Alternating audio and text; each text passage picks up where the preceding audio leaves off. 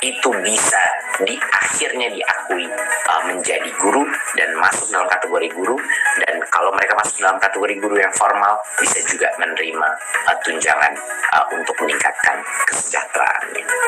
Begitu Bapak Ibu Komisi 10, saya harap ini memperjelas dengan sangat detail sebenarnya bahwa RUU Sisdiknas ini semuanya kabar gembira bagi para guru, dan ini bermulai dari keinginan kita untuk menjawab teriakan dari seluruh guru di seluruh Indonesia kenapa mereka masih mengantre untuk sertifikasi padahal mereka sudah bekerja sebagai guru bertahun-tahun bahkan berpuluh-puluh tahun, dan juga guru-guru di sektor-sektor lain seperti yang belum diakui seperti PAUD, pesantren, dan pendidikan kesetaraan yang sebenarnya sudah berjasa sebagai guru tapi belum diakui sebelumnya. Kami harap RUU Sisdiknas ini akan menjadi RUU bersejarah dan RUU yang paling meningkatkan kesejahteraan guru dalam sejarah RUU pendidikan di Indonesia. Selamat datang di channel Dunia Pendidikan. Sebelum lanjut, mari kita dukung channel Dunia Pendidikan ini dengan cara like, subscribe, komen dan share kepada semua orang agar info ini tidak berhenti di sini saja, dan jangan lupa tekan lonceng agar kalian tidak ketinggalan info terbaru lainnya dari channel Dunia Pendidikan. Terima kasih. Sadari bahwa RUU Sisdiknas ini mungkin menjadi kebijakan yang paling berdampak positif kepada kesejahteraan guru.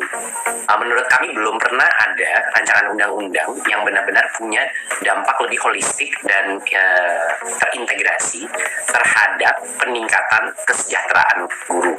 Dan ini yang mau saya bahas saat ini. Dan juga untuk mungkin penting juga mohon maaf. Penting juga bahwa guru-guru menyadari apa saja perubahan-perubahan yang ingin kami dorong sehingga isu-isu kesejahteraan yang saat ini itu bisa diselesaikan dalam waktu yang lebih cepat, dan jauh lebih banyak guru yang sekarang sudah menjadi guru atau mungkin belum diakui sebagai guru itu bisa akhirnya mendapatkan hak mereka sebagai pendidik. Nah, mungkin sebelum saya masuk ke poin-poin spesifiknya, saya ingin mengulang sekali lagi bahwa seharusnya sudah sangat jelas bahwa dari track record pemerintah di dalam bidang kesejahteraan guru sudah ada banyak sekali inisiatif-inisiatif dalam 3 tahun terakhir untuk memastikan kesejahteraan guru. Jadi saya hanya ingin mengingatkan sekali lagi kalau mungkin ada yang masih mempertanyakan atau punya pertanyaan atau kecemasan mengenai posisi pemerintah dalam kesejahteraan, saya hanya ingin mengingatkan sekali lagi bahwa kami yang memperjuangkan bahwa dana bantuan operasional sekolah bisa secara bebas dan fleksibel digunakan untuk pembiayaan guru honorer pada masa waktu pandemi, dan fleksibilitas itu terus kami lanjutkan sampai sekarang. Dan pada saat itu juga memperjuangkan BSU atau bantuan subsidi upah pada guru pada saat COVID, dan tentunya 300.000 guru honorer yang sudah menjadi P3K dengan semua ketidaksempurnaan yang mungkin ada di lapangan, tetap saja itu suatu capaian yang besar dan akan meningkat jadi ratusan ribu lebih dalam ronde-ronde berikutnya. Jadi sekali lagi sebelum saya masuk dalam poin-poin di sini, track record daripada pemerintah sangat jelas, hanya satu arah kesejahteraan guru yaitu meningkat, dan telah selama 3 tahun terakhir saya harap track record itu tidak dipertanyakan di sisi mana, di posisi mana kami ada selalu di belakangnya guru. Untuk pengaturan RUU Sisdiknas mengenai kesejahteraan guru, ini suatu poin yang sangat penting. Dalam semua aspek ini adalah kabar gembira bagi para guru-guru, dan saya harap bantuan dari Komisi 10 juga untuk menjelaskan kepada konstituennya mengenai apa saja arah kebijakan yang akan dilakukan. Yang pertama adalah hanya guru saat ini, hanya guru yang memiliki sertifikasi yang berhak mendapatkan tunjangan profesi. Inilah sumber daripada frustrasi, ya, dan banyak sekali guru yang di daerah, setiap kali saya datang ke daerah mengajukan concern dan frustrasi mereka terhadap kebutuhan untuk mengantri untuk mendapatkan tunjangan profesi selama bertahun-tahun. Banyak dari mereka yang menunggu seumur karir mereka sampai pensiun pun tidak mendapatkan tunjangan profesi. Nah, ini adalah perbaikan besar yang mau kita lakukan, adalah agar setiap guru biar guru itu bisa menerima tunjangannya tanpa dia harus mengikuti proses sertifikasi, yaitu PPG. Jadi ada beberapa poin-poin besar dalam perbaikan RUU ini. Yang pertama adalah bagi guru yang sudah menerima tunjangan profesi. Bagi guru yang sudah menerima tunjangan profesi dan atau tunjangan khusus, mereka akan tetap menerima tunjangan tersebut. Jadi bagi guru-guru yang sekarang sudah lulus sertifikasi dan sudah mendapatkan tunjangan, tidak perlu khawatir sama sekali, tetap akan menerima tunjangan sepanjang masih memenuhi persyaratan, ya.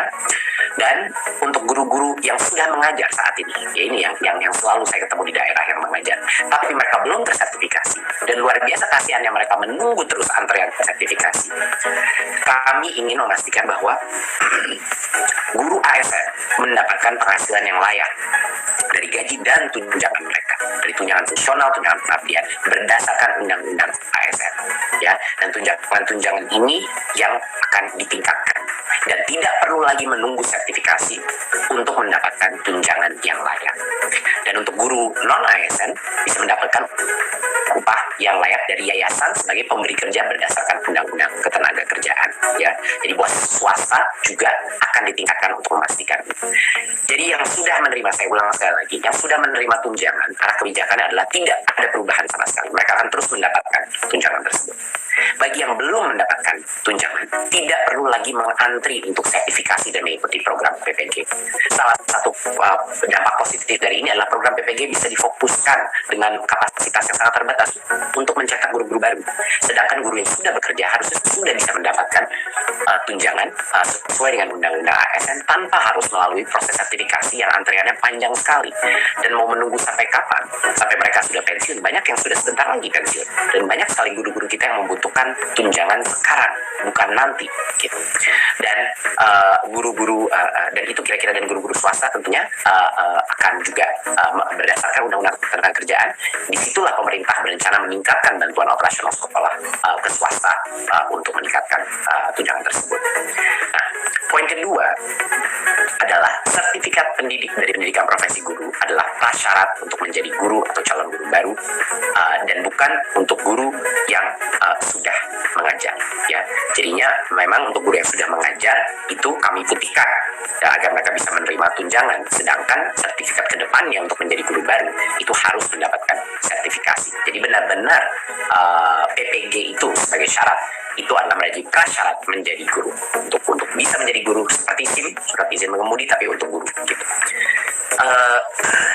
Dan poin yang ketiga adalah saat ini banyak sekali kategori pendidik yang sudah jelas-jelas menjalankan tugas sebagai guru. Mohon maaf, banyak sekali kategori pendidik yang sudah jelas-jelas mengemban tugas sebagai guru, tetapi sampai sekarang masih belum diakui sebagai guru. Saya kasih beberapa contoh: konselor, pamong pelajar, widya iswara, tutor, instruktur, fasilitator. Nah, perubahan yang mau kita lakukan dalam RUU Sisdiknas adalah kita ingin mengakui beberapa pihak-pihak yang tadinya belum secara formal diakui sebagai guru.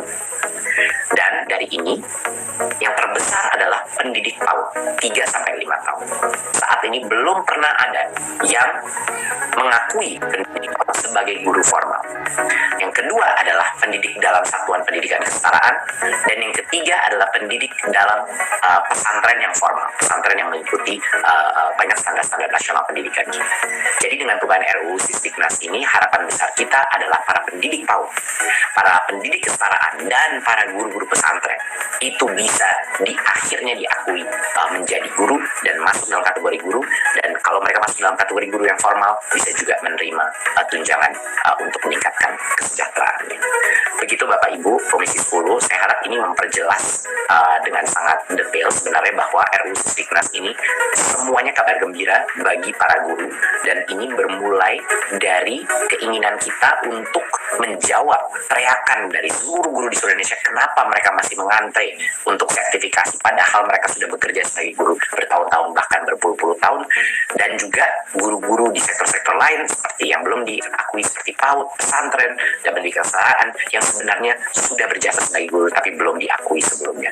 Kami harap RUU Sisdiknas ini akan menjadi RUU bersejarah dan RUU yang paling meningkatkan kesejahteraan guru dalam sejarah RUU pendidikan di Indonesia. Terima kasih.